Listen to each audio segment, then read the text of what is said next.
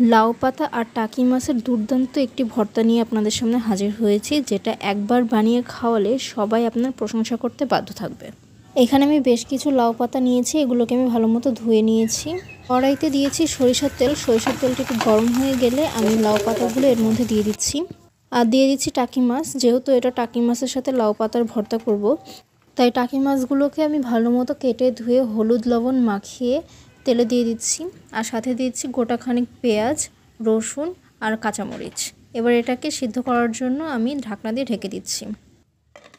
কিছুক্ষণ পর আমার এক পাশ সেদ্ধ হয়ে গেছে, তাই ঢাকনাটা তুলে আমি এগুলোকে একটু উল্টে পাল্টে দেবো। আর পুরোপুরি সিদ্ধ হওয়ার জন্য আরও কিছুক্ষণ অপেক্ষা করব। পুরোপুরি সিদ্ধ হয়ে যাওয়ার পর আমি চুলাটা বন্ধ করে সমস্ত উপকরণ একটি প্লেটে নিয়ে নিয়েছি। এগুলোকে ঠান্ডা হতে দিয়েছি। ঠান্ডা হয়ে যাওয়ার পর দেখুন আমি টাকি মাছের পেটের ভিতরে যে বড় কাঁটাটা আছে এটা বের করে নিচ্ছি। মাছটা ভালো মতো বেছে নেওয়ার পর আমি এটাকে এখন পাটায় বেটে নিচ্ছি। এখানে কিন্তু বেশি কিছু নেই, মাছ, পেঁয়াজ, মরিচ, রসুন আর স্বাদ মতো লবণ। আমার বাটা হয়ে গেছে। এখন এর মধ্যে সামান্য একটু সরিষার তেল দিয়ে এটাকে মাখিয়ে এরপর আমি এটাকে পরিবেশন করে তৈরি হয়ে যাবে। বাসায় যখন এটা প্রথম করে খেলাম, সত্যি বলতে অনেক টেস্ট হয়েছিল।